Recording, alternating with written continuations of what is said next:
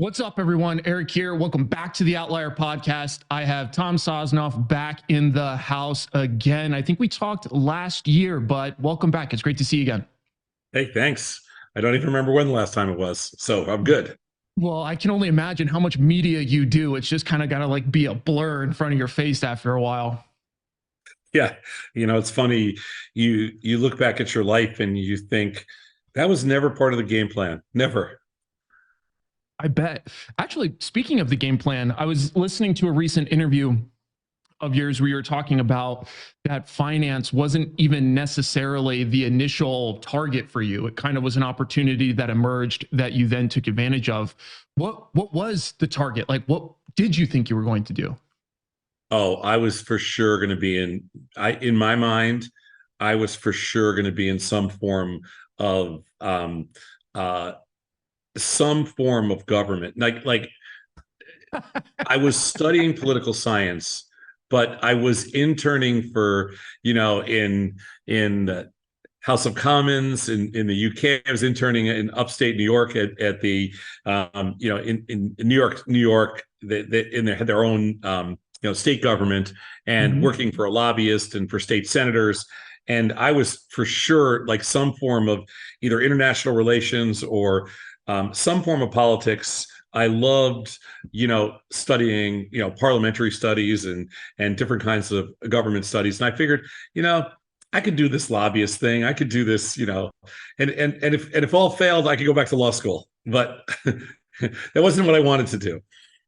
So I was 100% pretty sure that I was going into some form of, I don't know, some form of government. Interesting. So do you have any like pet projects where you're involved in government on the side, or like No, did that just completely detach? it detached. I got Interesting. bit by a bug in uh I got bit by a bug in when I got out of school, and in the world of finance, it was kind of like, I just got bit, mostly because of the trading floor, I would say. But I think once I stepped foot kind of in the world of trading, I just couldn't look nowhere else was interesting to me. And then when I stepped foot on the trading floor, the whole thing just came, it was apparent. It was clear. That's where I needed to be. I didn't know I was going to get there, but that's where I needed to be.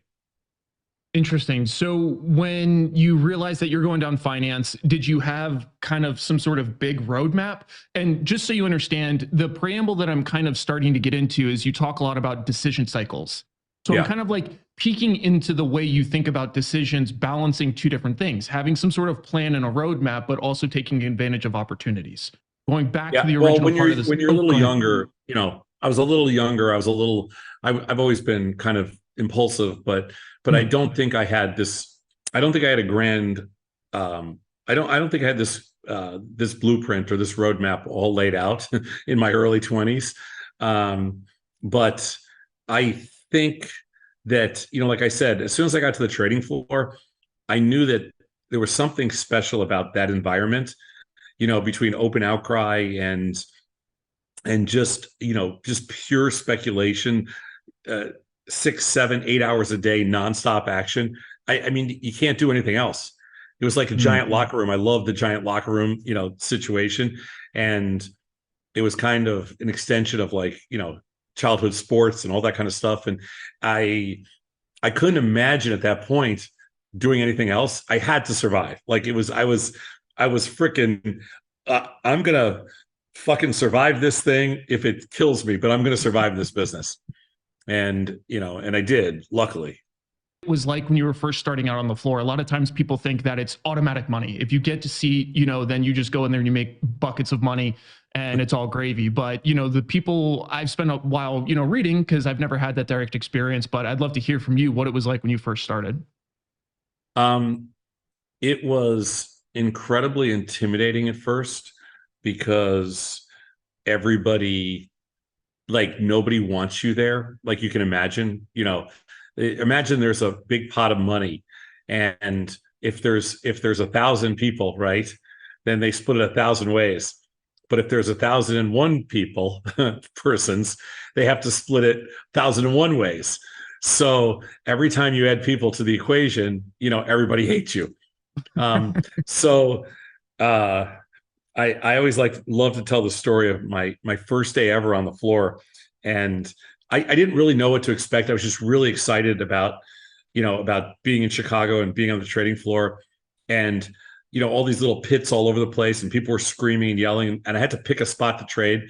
So I walked up this pit. It was a National Semiconductor, which no longer exists, and the symbol was MSN at the time. This is like the early 80s, and there was only like 5 or 6 guys in the pit, maybe 7 guys. And I stood there for a while. And nobody will talk to you or look at you or anything. They just scowl at you. And this one guy, this one kid, he was a clerk, and he was kind of nice kid. And he said, "Hey, what's your name?" I shook his hand. He was a clerk though, I wasn't a trader. And I said where I was from. So I was from White Plains, New York. And he goes, "Oh, me and my brother." And his brother was a trader. He was clerking for his brother because he was too young to trade. And because my brother, we used to live in White Plains. And so he goes, this is my brother David. And so I go, "Hey David," and I put my hand out to shake his hand. He goes, "Fuck you." And it was right at that moment I realized, okay, this is my first interaction with anybody on that floor. And it was at that moment when I realized, okay, this is how the game is played. Now, for me personally, I was pretty thick. And I was like, okay, this does not bother me. This actually intrigues me, because I just didn't really understand how vicious and violent everything was.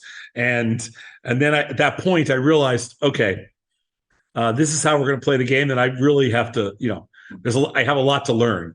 And it was a learning process. The first year was a learning process, and after that, I realized about 95 or 97% of the people don't make it.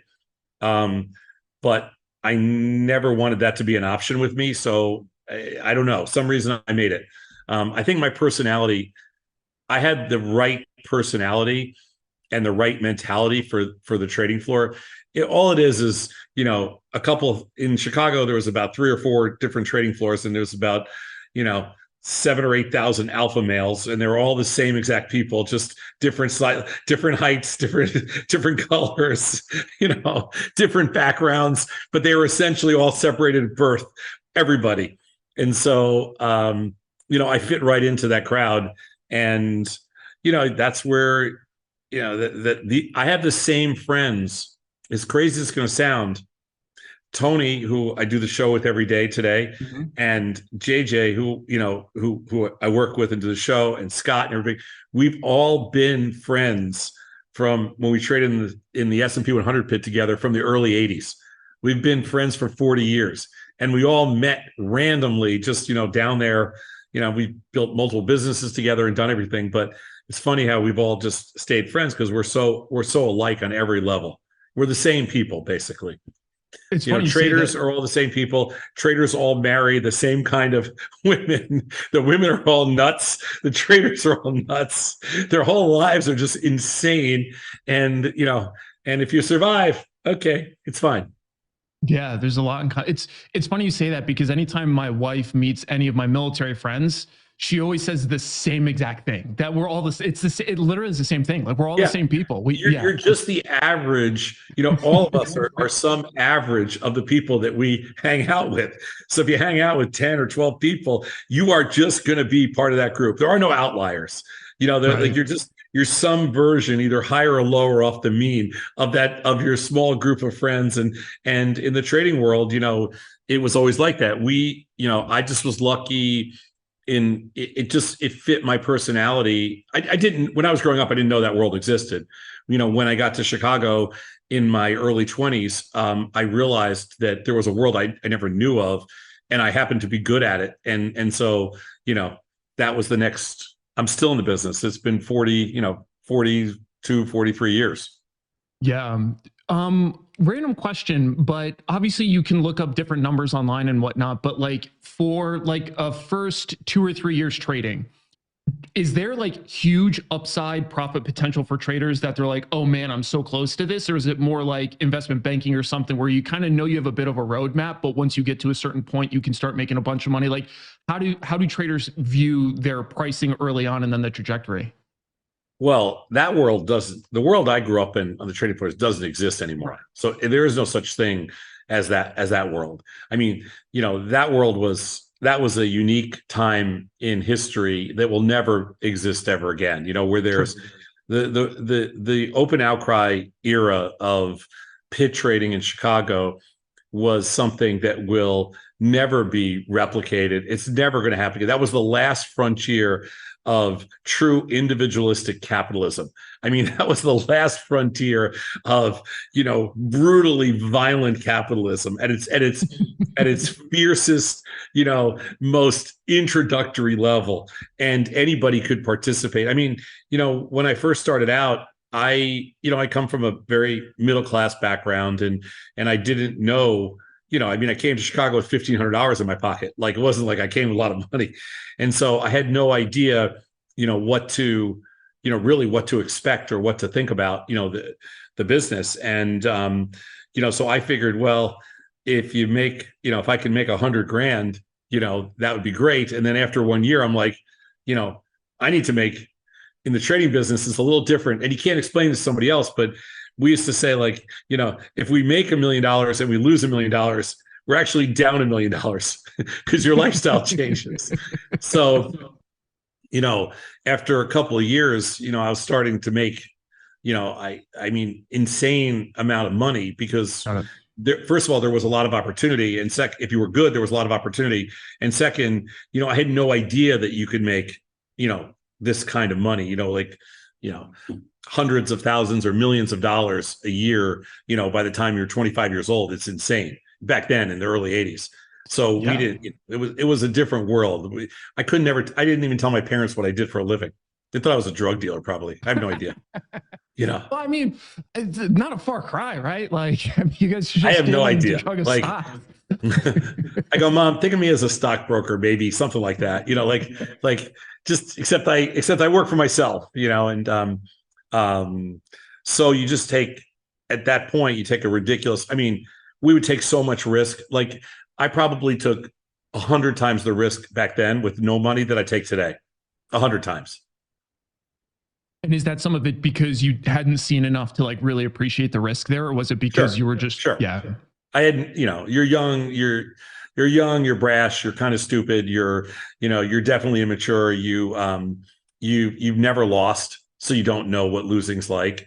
And you think you're absolutely invincible. Like, there's no question you think you're invincible. And you think you're bigger than the market. Like, you couldn't intimidate, I would say, of thousands of traders on the floor, that anybody that was a survivor, you couldn't intimidate them. There was no number that could intimidate them. They were all crazy. So that was just a different world. It's totally changed. I don't think that world will, ever exist again. But I guess, for me, I was in the right place at the right time. Which leads me to my follow-on. And that's why I wanted to understand what that landscape was like for you, because then obviously a time came up where you moved on. Why did you move on from there? Is it just because you saw it changing, or was there other opportunity? Yeah. So in the late 90s, so I started trading in the early 80s, like 81-ish. And, it was still pretty, the option marketplace was only a couple of years old. It was still pretty crude. There was lots of, it was a very different world. But by the late 90s, it had become a more established, financial derivative. And you could tell that the technology was getting better and better. And there were new exchanges popping up, and we were about to go, there were pure electronic exchanges. And I had also been standing there almost, 19 years in the same spot. And at that point, I'm thinking, this has been a great run, but there's got to be more to life than, standing here trying to make 100/8 or 100 quarters, whatever, $1,250 or $2,500 or $5,000, whatever it was, And so I started to just, I wasn't really taking this deep introspective look at my life. I was just saying, there's more to it. And, we had started managing some money. We had started some other businesses. And I just one day stepped outside the pit and turned to my buddy Scott. We were partners, and said, I got an idea. Let's do something different. And the idea was ThinkorSwim. And that started us in a, and Scott and I had done a lot of different investments together, but this time, it was like, okay, we're going to do something that we actually, understand. And we're going to roll the dice and take all the money that we've made over the last, 10, 15 years and, and see what we can build, because it's time to do something different. That was in the late 90s for you, right? Or early 2000s? That was 1999. Yeah. Okay. And then word on the street was when you guys first designed ThinkorSwim, it came out and it didn't have charts. Is that accurate? That's accurate. So when you guys were building that, obviously you had a different picture of what the retail trader was going to be focused on. And then obviously they informed you otherwise. What was that process like, developing this product and then getting that kind of feedback? So we're not good listeners, would be the easiest way to explain this.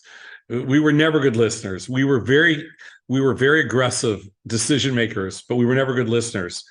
And when we built ThinkorSwim, we had all these ideas about, like what a trading platform should look like, but it was nothing like any other trading platform that had ever been built before. And we had these brilliant coders and these brilliant designers in Chicago, coders all over. And we felt like, oh my God, we're building something. Like, we knew we were building something special because we didn't listen to what anybody else said. Like, we totally went our own direction. And we knew that was the right thing to do. And we got the platform basically built, we're like, somebody came to us, they said, where's the charting package?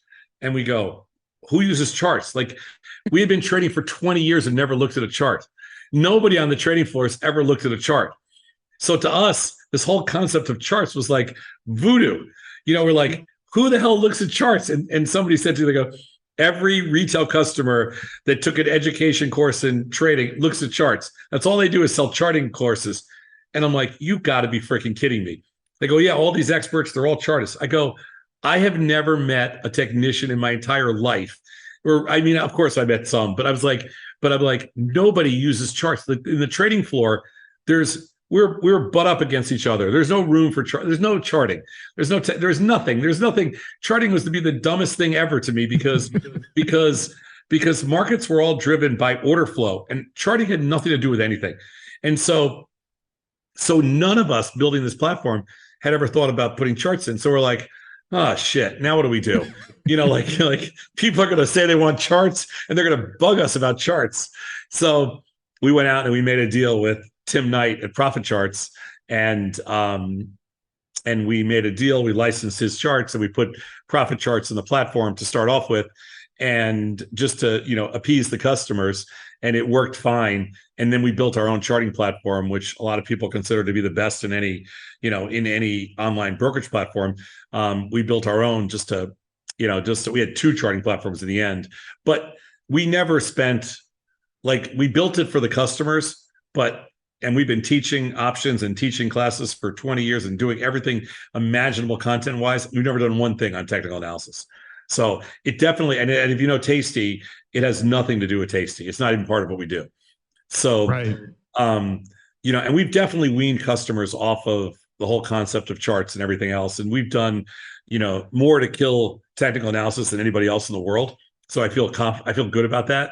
But, even to this day, I'll look at a chart occasionally just to see where a stock was or has been, but not for any indicators or anything. It doesn't mean anything to us.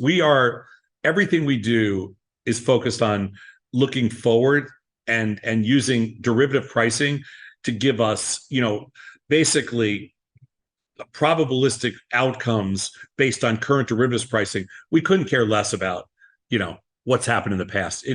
We believe markets are random and they're efficient, and it doesn't mean anything to us. But anyway, that's a funny story because, we had to learn on the fly. Well, I thought it was hilarious that you guys spent time, building this really robust platform, and then somebody was just like, "Where are the fucking charts?" Yeah. No, that's exactly what happened. And it wasn't even. And the crazy thing was, it wasn't like early on in the process. Like, we launched without charts. Like, we launched the damn platform, and because nobody in our office, every single person we hired came from the trading floor. And nobody thought it was weird not to have charts. It's like we Right. all looked at each other like, how come nobody say anything about this? And we're like, because nobody's ever used it. We didn't have one person there that ever used a chart before. So we're like, oh God, we got to go scramble for charts. And we did it all. And it was like, but yeah, that was funny part of building a ThinkorSwim. Yeah, yeah. I think it's really interesting, and I think the whole technical analysis conversation is always interesting. I know you've had that discussion a gajillion times, so I won't bore you with that. But I do think you bring up a more interesting point that I'd like to linger on for a moment, is just essentially using derivatives pricing as a better projection of future potential.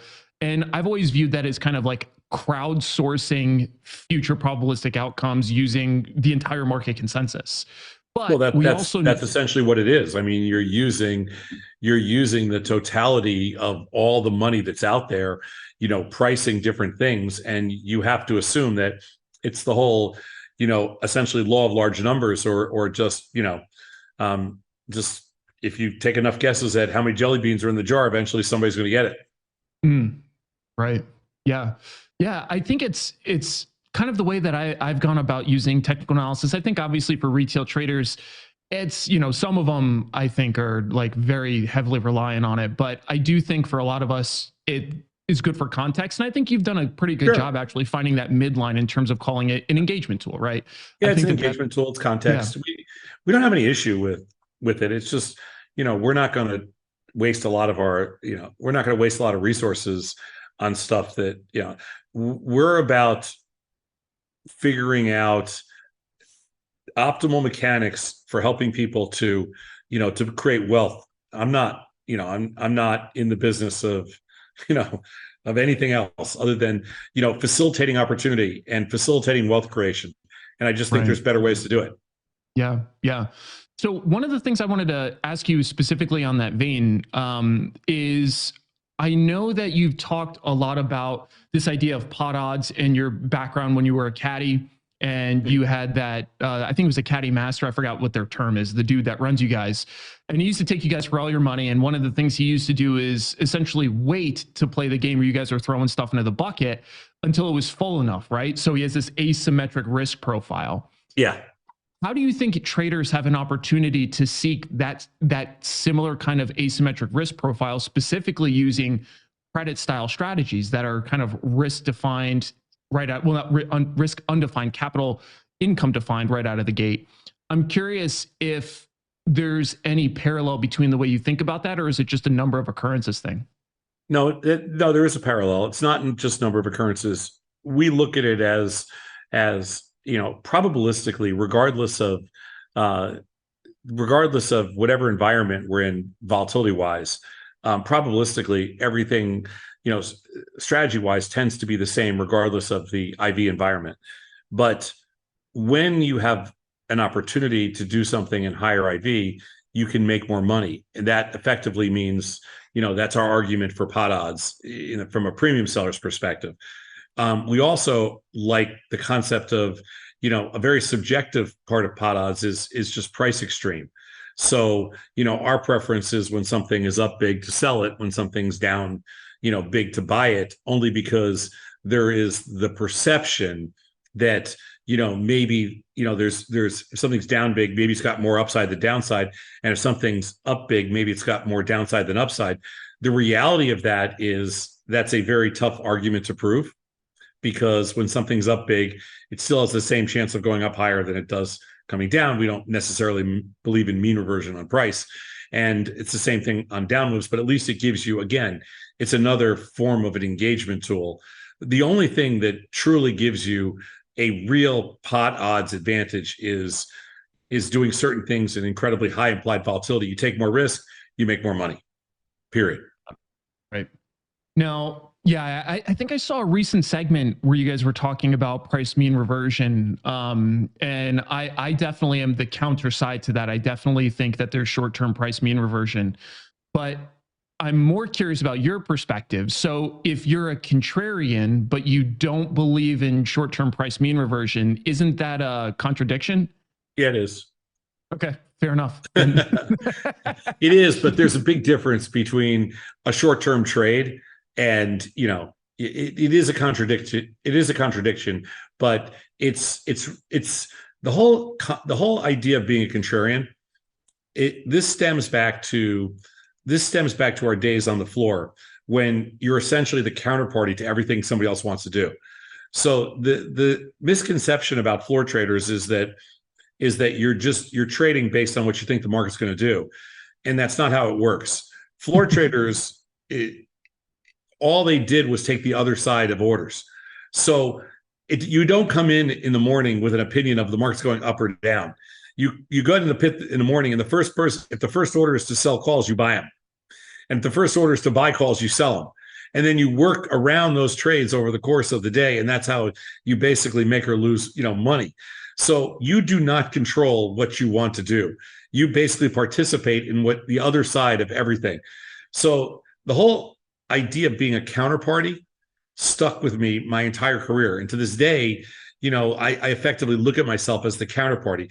Whatever you want to do, I'll take the other side, as long as you give me a little bit of edge. I dig it. So that's not really kind of the classic. That's not necessarily mean reversion. It's more about just playing the role of the counterparty. Right. You mentioned something that I'm actually really curious about, just from like a case study perspective, but how would you manage your book throughout the day? So as you're taking, obviously, order flow, you're taking an inventory. Do you have because there's no room on the floor, right? So are you just like legit memorizing this stuff, or do you have like a piece of paper that you're like, what's the method? Both piece of paper and memorizing. You'd be surprised your capacity to know what you're doing. Floor traders, we have very one-dimensional brains. These were not, most of us, including myself in this group, we're not very deep thinkers. But when it came to adding and subtracting fractions and memorizing thousands of trades and positions, you're like a savant. And so you can literally make, I don't know, there are days I made 500 or 1,000 trades easy. And I can remember everything I did with every person I did it with and how it affected every single position I had on. And you almost, surprisingly, almost never make a mistake. And that sounds like probably a source of your edge, right? Because then it speeds up your ability to make decisions more quickly, depending on what comes out. Everything is speed. So, there's no way in that business to be successful if you weren't fast. The fastest person, the fastest person got everything, and you had to be fast, and you couldn't, the whole thing was fast and don't think about it. There's nothing to think about. You had to just be fast.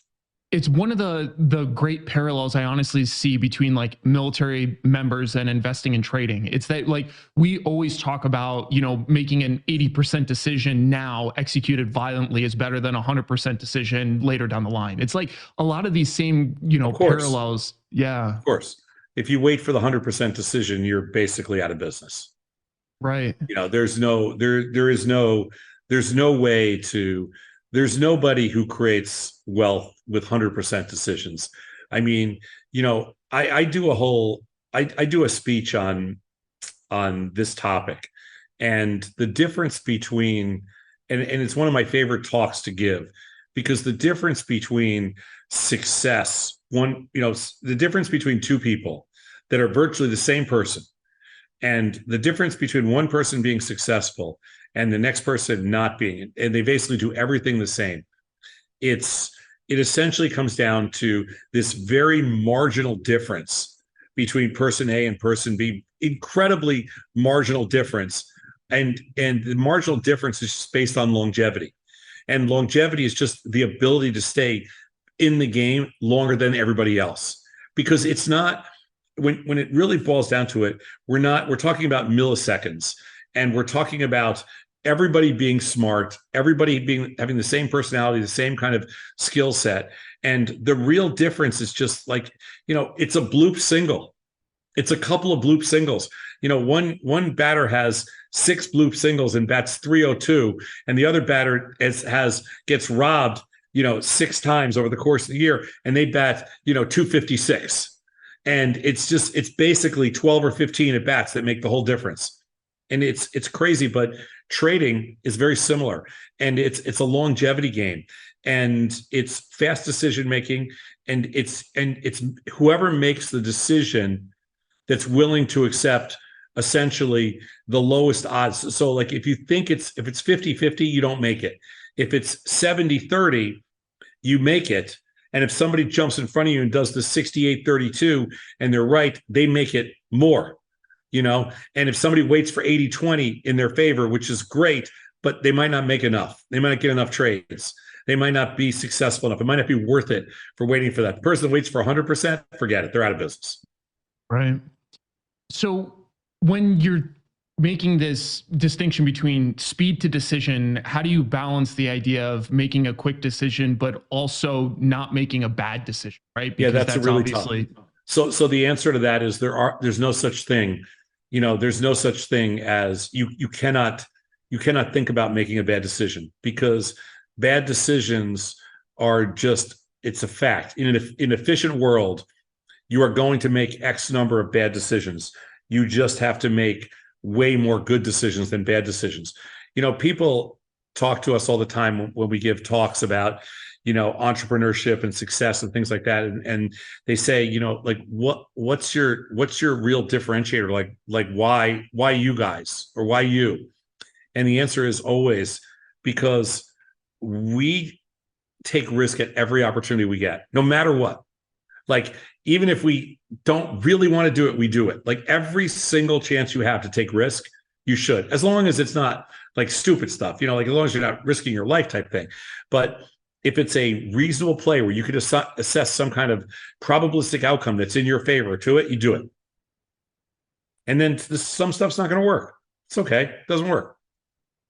Well, and it seems like it's actually funny. A lot of what you talk about, it reminds me of Stoicism. I don't know if you practice any of that, but you have a lot of those tenets at least baked into what you're talking about. Because one of the things is, reviewing past decisions for observing an outcome, seeing, kind of post-mortem, but not dwelling on it. And I think that that's one of the things I see happen with a lot of traders is there's this tremendous dwelling cycle where if something goes poorly, now they're, kind of in this vicious cycle of thinking of everything they did wrong. And then it kind of makes it very difficult to make a good decision going forward. Do you think traders overcome that by just kind of embracing this decision cycle? Is it successful detachment from their investing capital? Like, what kind of things go into being able to accept a bad decision that was made, apply the learning lesson, and move on? Well, I think, it's all of the above. I don't think it's not necessarily just traders. There's great entrepreneurs that are able to, accomplish the same thing.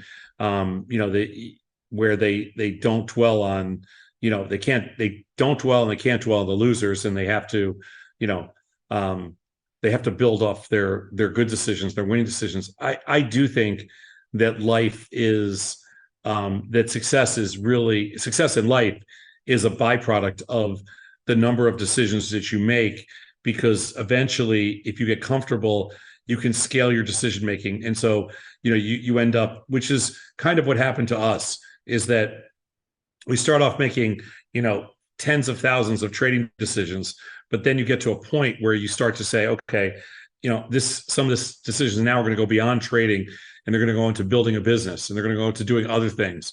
And what we found is that most of the time when we made decisions to do other things, they worked out as well, which is crazy. But we had no idea that that's the way everything worked, but we figured it out, that the more decisions you make, the more good decisions you make. I think that follows up with every bit of literature I've read on that from a psychological perspective, because we read a lot of decision cycle stuff, especially like Marine officers, right? We spend a lot of time learning things like Udo Boyd's decision cycle. We read things like Blank, all that kind of stuff. Anyways, just a lot of background really amplifies that point. And I think what you highlight there succinctly has been proven time and time again, which is really interesting. It's like the law of momentum. It applies to a lot of things. It's easy to read about. It's hard to execute. The challenge that you have is you have to put yourself in a position where you can execute it. And that's the challenge, because if you're too young, you don't have enough experience, you don't have enough capital to withstand, the volatility of those decisions early on. And if you wait too long, you kind of miss that opportunistic, uh, your chance. You missed that window. And so, there's a pretty big window. Maybe it's 10, 20, 30, 40 years, but it's, you know, there's a lot of things that have to play out, but you have to make those decisions. Like the thing I impress upon everybody is just, make as many damn decisions as you can. Speculate, take risks, make as many decisions as you can. It never comes back to haunt you. And I'm not talking about dumbass stuff like, I'm not talking about going to a casino and betting, on the roulette, on the roulette wheel. That's not it. We're talking about other things where you're not giving up odds to the house. Right. So you guys recently sold Tastytrade to IG. I saw, obviously, well, not super recently, but 2 years ago. We sold it 2 years ago. Yeah, semi recently. It was a huge deal. It was like a $1.1 billion deal. Yeah. And I'm just fascinated on how that deal even works. So obviously I've read all about it, but like from a behind the curtains perspective, does somebody give you a call? Do you give somebody a call to even start this conversation? Like, how does it, because I'll never see that kind of deal. So I'm so curious how it goes down. Well, surprisingly in my life, it's happened multiple times. So I've gotten, so it doesn't surprise me anymore. But the funny thing about, so I should tell you first about us. We have this rule. It's called a no high five rule, which is we don't ever, we're never impressed with what we do. Like, it's just, I always say you're supposed to graduate kindergarten. Well, you're supposed to build successful businesses, but we never have an exit strategy. When somebody builds something and they tell me they have an exit strategy, I get really nervous about what they're building, because then they're focusing on the exit strategy. Yeah. We never have an exit strategy. We're just traders. So if somebody's willing to pay us maybe more than we think we're worth, we'll listen. That's an exit strategy. But until that happens, there is nothing. When we sold ThinkorSwim, there were 3 companies bidding for us in cash. But for the prior 10 years, like, we basically didn't have a single person talk to us. When we sold Tasty, we built it in 2011, we sold it in 2021. For 10 years, not one person talked to us about Tasty. Not one person, not one firm, not one anybody talked to us about Tasty. Like, nobody had any interest in the firm whatsoever. They're like, what are you doing? This is a crazy idea. This is this and this, blah, blah, blah, blah, blah, all the same crap. The only person that invested in us was a firm that had invested in ThinkorSwim. They made so much money that they were like, we'll invest in anything you want to do. So it wasn't like, and they were like, we hate this idea. Like, you're building a financial network. None of this makes any sense. We would never invest in this in a million years, except we're just investing in you. That's all. That's all. So it even worked out better for them than the first trade. But the interesting thing is that 10 years in, just like the first time, 10 years in, which is just weird that they both happened 10 years in, there was like, all of a sudden, out of the woodwork, like, some company reached out to us, then another company reached out to us. It's almost like all these investment bankers talk to each other, and then another company. And next thing you know, we had 5 people bidding for Tasty. And when that happened, we knew we were like, and it was also the height of the SPAC movement and everything else. And at that point, we knew that there was a likelihood that something might happen, because we had multiple bids for the company. And we also knew we're a great company. So it wasn't like, it didn't shock us. We're like, oh my God, we built the best technology. We have one of the best companies in the world for boutique brokerage, boutique financial service firm. So this shouldn't be a shocker, but there were 5 companies bidding for us. And we kind of, went through a process of, we took the second lowest bid, believe it or not, because we didn't trust the SPAC markets. We thought they were all bullshit. And so I turned out to be right. And we went with a company that we didn't really know much about, but that we felt that we could expand globally with, and they seemed like nice people. And that's why, you don't actually know, but it seemed like the right time to do a deal. And, 10 years into a project, you kind of want to mix things up a little bit, do something a little different.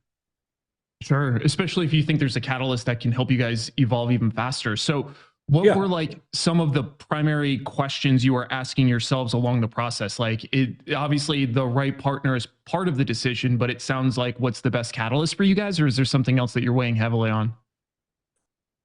You know, it's funny because you don't really you never know. Like when you're making a deal with somebody, you really don't know a lot about the other company. I mean, you can read about them and you can Google them and you can talk to people that know them. But on the one hand, you're usually betting on the CEO, because there's somebody that's ultimately making the decision, CEO, chairman of the board, and you're listening to their story. And on the one hand, you're like, oh, this sounds great because they're going to make it sound great. On the other hand, you're like, hey, if they live up to half of what they said, it's going to be good. But the other part of it is, you're just kind of ready for a new challenge.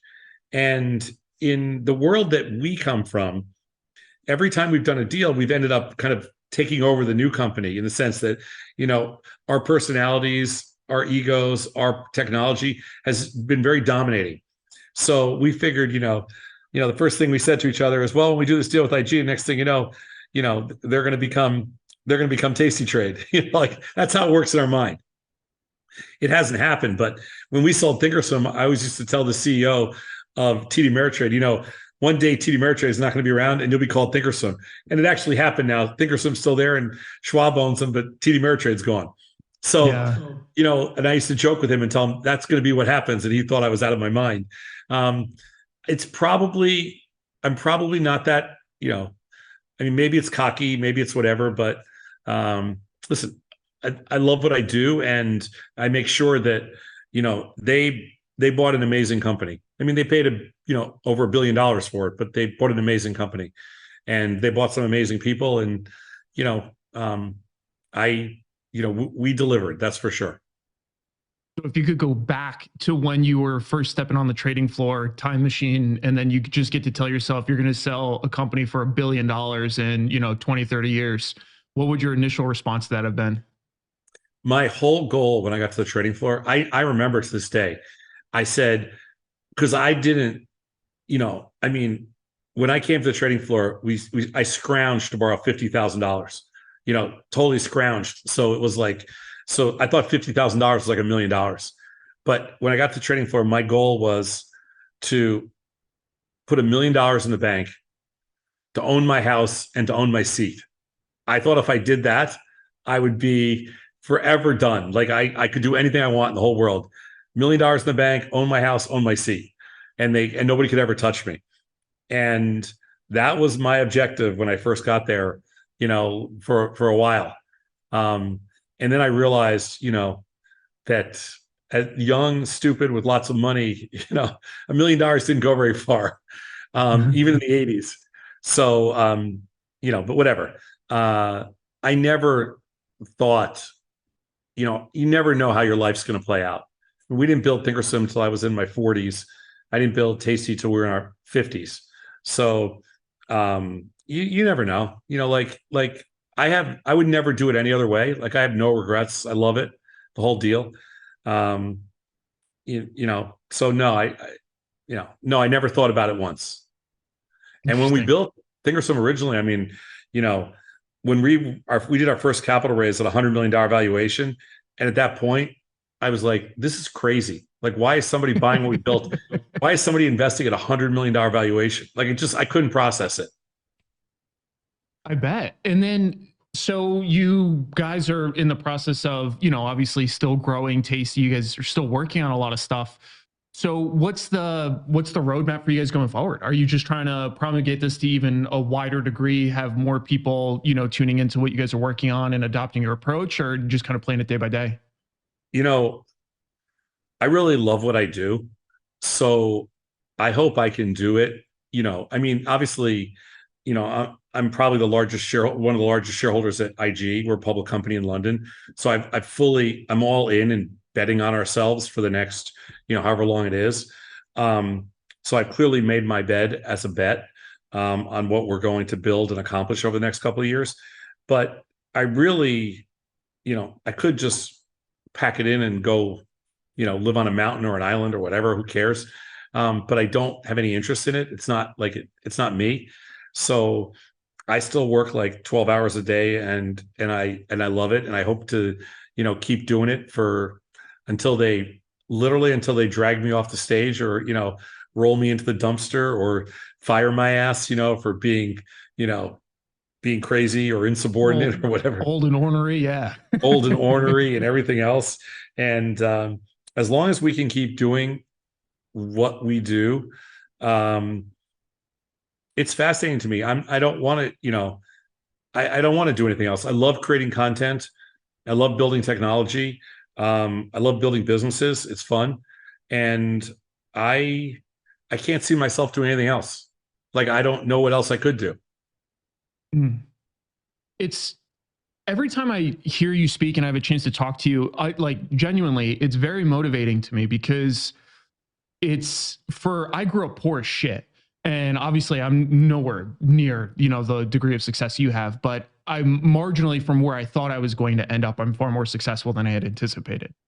And for the longest time, it always felt good. I thought when I had a bunch of money that I would just do nothing all day, that I would just, because that sounds so good. You can't do it. Yeah.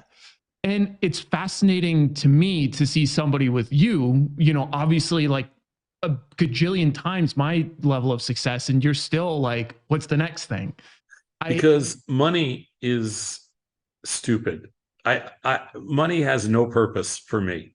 I own my house. What else? We own our businesses. I have everything I need, and I can't even spend the money I have. So, I mean, do I give it away? Whatever, who knows at the end, but money has no utility for me at all. It doesn't mean the thing. I mean, it allows me to have, nice dinners and stay in nice hotels somewhere, maybe go on a nice trip, and, and allows me to have whatever I want, which isn't that much anyway. But it doesn't turn me on. So, like, the most fascinating, the most interesting part of my life at this point is I would love to help a community of people that are like-minded, build wealth, whatever that means. And I feel like if that's your legacy, then you really left something special behind. Money can only do so much. And then beyond that, like, there needs to be something. Maybe it's, for some people, it's inspiration. Maybe for somebody else, there's real skill. I like to say in one of the speeches that I give, I like to say, over the years, with everything that we've done, technology wise and markets wise, we've taken a lot of people down, in the sense that, there's no doubt in my mind that a lot of people that have listened to us, because they've got involved in stocks, options, futures, futures options, crypto, whatever else, they've lost a lot of money over the years. And I also think the other side, which is, we've probably created more wealth and more millionaires and more success stories than anybody else in the history of finance. So, like, is that, what does that mean? Like I will take, this crazy amount of outliers to the upside. I'm okay with that. Like, with some people losing and some people winning huge. Like, I've tried to reduce the pool of mediocrity and push people to either side, because that's what people want, is an opportunity to be an outlier. And if it doesn't work out, it just doesn't work out. And if it does work out, we've done something incredible. And I don't think anybody else has ever done that. Like, that's been their focus. And I think it's so damn important that, everybody's always telling everybody, think about that decision, be conservative, be safe, don't risk the nest egg, all this kind of crap. I risk the nest egg all the time. I don't give a crap. And I think that even today, and I think it's super important for people to hear another side to the story that I think really does create wealth and outlier wealth, and these crazy, stories, which, can everybody achieve it? Of course not. but everybody couldn't achieve success on the trading floor either. That was like, 3 or 5 out of 100. It's better than that in the trading world, the online world. But, um, that's where I think our legacy is different. We encourage those, that kind of risk for that kind of opportunity. Well, I feel like I think last time I told you this, but I do feel like it's important to reiterate it anyways and give credit where credit is due, because I started talking with you guys back, I want to say in like 2011, which is like, I think pretty early from when you guys started. It's about when we started Tasty about 2011. Yeah. So I started talking to you right after that. That's back when I was in college. And I was already trading options for a while before that, but the way that you talked about two things still resonates with me. And I'm 32 now. So the first one is taking risk, right? You were one of the very few voices I heard talking about accepting risk as compared to risk avoidance. That always resonated with me. And then the second thing that you talked about is nobody knows anything. And that is another one that I also had like a mentor that helped me a lot with my trading. That was an Army veteran. But he used to say literally the same exact line. Nobody knows anything. And between both of those things, I think, and hopefully you guys know this already, but at least from a personal perspective, has a huge impact on at least the way that I approached life. I mean, now I'm at a point where I pay for my mom's house. I pay for all of her expenses. And it's like some of the things that you guys have taught me from, decade plus ago. So I think the message that's the kind of thing though, that's the kind of story that I love to hear. This is what we're trying to do. And this is what we want. I want my legacy to be, is that there's a lot of people out there like you and like thousands that have your path has changed because of the content and the technology that we've created. And to me, that's really cool. Why do I want to ever do anything else? Yeah. It is really cool. And I think that especially the scalability of it. There was another comment that you made on another podcast that I thought was fascinating, because when I started YouTube, I had no aspirations for any of this. I don't have a face that belongs on a fucking camera. I'm not good at any of this. I love talking with people like you. You're good. You're good. Don't sell yourself short. You're good at this. Good. I think about the things that I've learned, and I hope other people can kind of, siphon out. But I look at what you guys have been able to do at the scale, and you were talking about the content business versus the investing education business. So how do you differentiate between those two? And obviously you saw the scalability of the content business, which is fascinating to me. What led you down one path versus the other? I felt investor education was so a big part of creating Tasty was because I was so disenchanted with investor education. I saw investor education as being a very static business. And also, I don't like businesses that rely on basically static content or static information. It reminds me too much of like academia. You can't change a curriculum because it's too expensive. Well, the same thing in investor education. So the concept of investor education, I was never able to buy into it. I never wanted to own any part of an investor education company because I felt like they're all doomed to fail. But I felt like content was scalable and content was dynamic. It was always changing. And if we didn't worry about, like people always say, well, on Tasty, you make it too hard to find this piece you did 7 years ago type of thing. You don't teach a course. And I'm like, yeah, that's intentional. I didn't want to build an investor education platform. I don't give a crap. I wanted to build, I wanted to create as much content as we could create and throw it at you, like push it through a fire hose. So you're overwhelmed with content and we're always changing it. And if you don't like it, just watch the next day because it'll change. And I don't care what we said about 2 or 3 days before, because we're going to learn more stuff and we're going to change stuff and products are going to change. And so I'm going to build a financial content company that doesn't care about two things that are traditional. Forget about education for a second. One is we're not going to focus on stupid ass news, because news to me, anybody can buy news. Who cares? There's nothing to news. And the second thing is we're not going to focus on guests. because I don't care what other people have to say, because you're just going to mess up all the money I spend on research and everything else. I don't care what you think, because what you think is not what our research says. So your opinion doesn't mean anything to me. So no news, no guests. That was the whole thing. It's all going to be our own homegrown think tank based quantitative content. And, and people are like, Tom, that is so dumb, so insane. Nobody's going to watch you guys talk about this stuff. And I'm like, okay, then they won't watch. We'll fall flat in our face if that's the case. But I never believed that was the case. I thought people would eat up the idea of aggressive quantitative content. We don't dumb anything down. I wanted to build a network around challenging people with tough things, and it freaking worked. It does. And I think another thing that you guys do really well still, though, is you make very seemingly challenging problem sets more consumable, and especially the way you talk about them, which I think is no question about that. No question.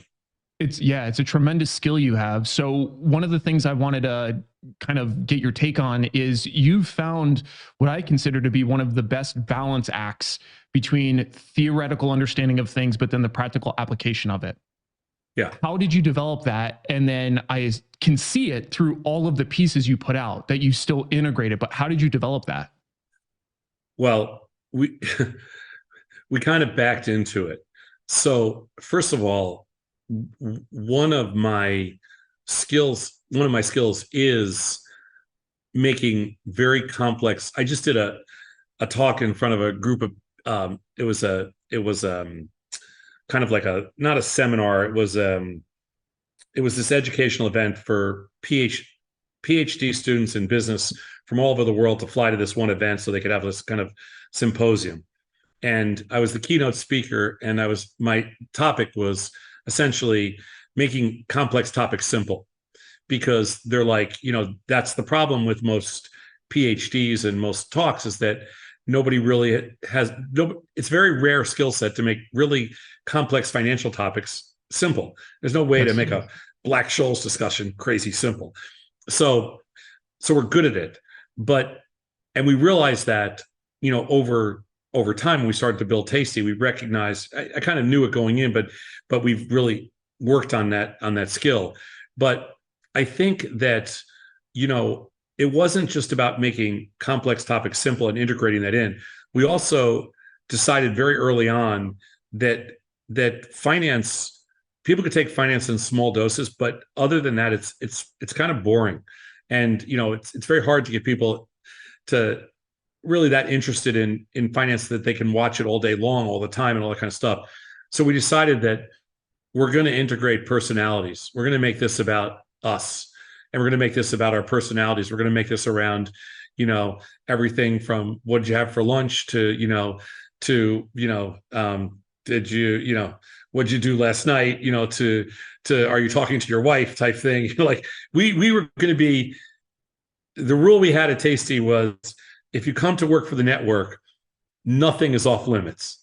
Like your life is out there. Like my wife used to be, when we first started, she'd be like, listen, I don't like this. I'm private. I don't want anybody to know about. And I'm like, listen, this is what we're doing. This is it. Like, I'll try to leave you out of it as much as I can, but this is our network. Everything is on the table. This is what we do.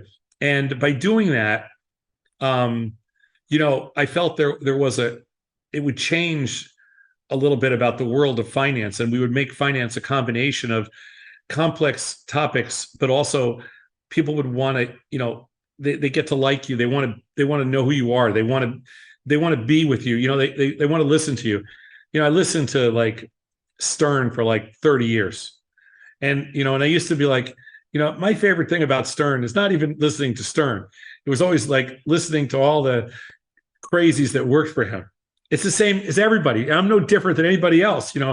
Like I could listen to him, to guys like Sal Governale, talk for 5 hours straight, even though it's the dumbest, most ridiculous stuff you've ever heard. Like I'd sit there in my car and just start laughing and be fascinated by it. And there was nothing to take away from it other than a smile. but I figured, to a certain extent, we can create not the same thing, but in the world of finance, we can be personalities, and we can have a relationship with our viewers, and that we don't care about how much money you have or how much you trade, or how much you love us or hate us. Every day I'd have people write to me and say, we're not a political firm at all, but we definitely um, we kind of wear our colors on our sleeve, and Mm-hmm. and we're not the same as everybody else in the world of finance, and yet people still watch us no matter what side of the fence you're on. Everything else, people are like, they'll argue with us and they'll be like, hey, you guys are insane, I think you're crazy, I can't believe you think like that. But the other side to it is, they still listen every day, and we still have this relationship, and we're still friends. And we've built this crazy relationship with hundreds of thousands of people over the last 2 decades, which is incredibly unique in finance. It doesn't exist anywhere. Like, there's no place in the world of finance where anybody knows who a CEO is in the financial world, or has a relationship, emails or live shows or whatever else it is. It just doesn't exist. It does not exist in finance. And at Tasty, it exists. I was telling my wife, we were on a walk last night, and I told her, that I was interviewing today. I was stoked to chat with you again. And I was telling her about how, I would email you, right? And obviously you're insane with your emails, that you still send a lot of emails Oh yeah. to people. And she asked, she was just like, how does he do that? Like, how many emails does he do a day? So from my wife, Mel, to you, how do you do that? And how many emails do you send a day? No, I can't tell you, because you'd probably have me committed. Like, you would have some institution here with a truck in a few minutes, like, basically, putting me in a straitjacket and taking me away. It's a sickness. I've been doing it now for 24 years. People are cool about it, but hundreds, easily hundreds. But I'm good about, like, I only email back and forth with customers. Like, in other words, like, professionals in the industry, like, I don't do professional events, or I'm very careful about avoiding the professional stuff. I only want to deal with customers, because my relationship is with our customers. I don't care about, anything else. Like, everybody else cares about, their professional relationships. They care about, all this other stuff, employee relationships, everything else. I only care about our customers. I do. It's insane, but it's part of me that just, I broke something, and I can't fix it. It's one of the things that I still revere that about you, though, especially because one of the reasons why I started my YouTube channel was inspired by you guys, and the fact that I really feel like, at least from like a YouTube and social media side of stuff, that there's just such an obscene amount of bullshit out there, that there's not people just talking about, like, no, like, not everybody gets a Lamborghini overnight as soon as you start trading zero DTE SPX credit spreads. Like, it's just good fucking luck, man. Yeah. Totally agree. We're very careful not to even, I mean, we trade all the time on air and do stuff like that, but we don't, we never talk about money. Like, we'll talk about winners and losers sometimes. We try to talk way more about losers, but it's part of our culture. Real traders only talk about losers, never winners. But yeah, we never talk about money, because it's, because everybody knows you're a joke immediately, because it's such a hard business, that it's just not, we didn't want it to be about, it's not about that. Right. Another thing I wanted to ask you, and then I'll get you out of here. I know it's getting a little bit later your time, but I really am curious about this. You have one of the most, like, information and data open dispositions that I've seen. A lot of people, I find, as they find their way over time, they kind of are completely reluctant to not necessarily adopt, but even hear other perspectives. Yet you have a team that I see you debate with them. Sometimes you agree, sometimes you don't. But, like, on a daily basis, you receive new information from people openly. How do you get to that point where you know what you do works, you're confident in what you do, but you're still willing to hear the conversation? we have like an in-house think tank with some incredibly brilliant kids. I say they're kids, but they're probably, late 20s, early 30s. They're all, from PhDs down to mathematicians down to like brilliant, you know, and, I encourage them to, they're encouraged to create their own content that we use on air. And I don't want to discourage them from trying to, trying to dispute something, trying to find holes in what we do. I think it's really important that they have to believe, they have to buy in on their own. They have to do the research themselves. Tomorrow, I know this podcast will be later than I'm not sure when you're going to play the podcast, but tomorrow we're actually debating at 9 o'clock tomorrow morning.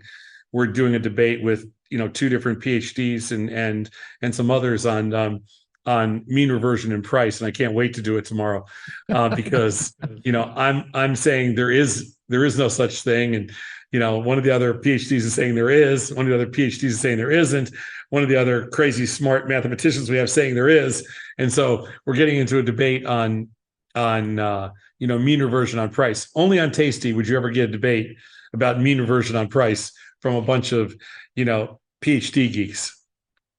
That's actually awesome. I 100% will watch that. And then, I mean, you could always bring some boxing gloves, right? And if it doesn't get settled there, you could just have people box it out a little bit, and then we move on. Yeah, we could do that. I usually with math PhDs, the boxing thing isn't that exciting. Yeah. But yeah, I mean, I've reached a point where, I'm still learning. It's little things, little tweaks, things like that, but Sure. we're still learning. And I think it's cool that we get to keep presenting, that's the beautiful thing about dynamic content. Every single day it just keeps getting better. And I see no reason that it will ever, that will ever go the other direction. I mean, we just keep finding more content to talk about every single day in the trading world. And it's, as long as there's new products, there'll be new content. Well, and I also think it's really cool that you guys iterate on things, because what I find, at least again, in typical like financial social media space, if somebody says, I think stock XYZ is going to go up, and then somehow later they change their opinion for whatever reason, and they're like, well, I think XYZ is going to go down, everybody would jump down their throat. And they would say, well, how could you switch your opinion? Da, da, da, da. And, I always look at that and I always think, well, wouldn't you change your opinion if new fucking information comes out? Like, what's the point of being so entrenched that you refuse new data? And I genuinely have been super impressed watching you over the last decade and the way that you still stay sensitive to new information, because that's a skill in and of itself to stay open to stuff like that, I think. Yeah, I mean, we're open to certain things like new information in the markets. I'm open to. Yeah. Like, I'm not going to change my opinion of social issues. I'm not going to change my opinion of different things in the world, or at least I doubt I will. But with respect to mechanical optimization of the world of finance, I mean, why wouldn't I be completely open all the time?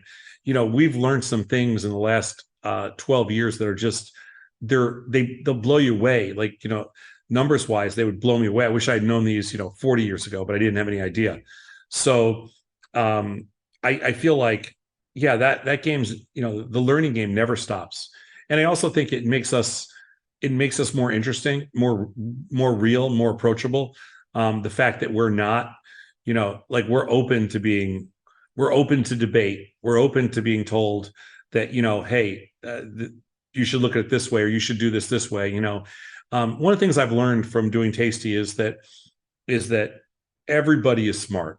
Everybody's smart. Like the idea that, sometimes you watch the news and you get a little discouraged. You're like, man, we are the dumbest freaking country in the world. And you start to think, and you start to get down on it because you're like, how can we be this dumb as a country? And then yet, then you go back and you watch Tasty and you're like, you know what? All these people are so damn smart. And everybody damn, I just can't believe, how the kind of stuff that people understand, they're able to grasp, and they're able to, the logic makes so much sense. that, then I have this kind of renewed, vigor and belief in what we, in society, and all the good that can happen. So yeah, I have to, we have to think that way. Yeah. Well, I think it's a hallmark of what you guys do as compared to a lot of other things. So I think it's cool that you guys keep sharing it. But honestly, another awesome conversation. I'm so stoked to connect with you. Thanks for spending some time. I know it's end of day for you on your side. I'll definitely, let you guys know when the episode's coming out, probably sometime next week. But if there's anything that you want to let everybody know before we sign off, let me know. We can throw it in the video description below as well. No. It was a great conversation. It was a great talk. I'll be excited to listen to it. Awesome. Well, thank you so much for hanging out, Tom. Appreciate your time as always, and we'll see you around. Awesome. Thanks.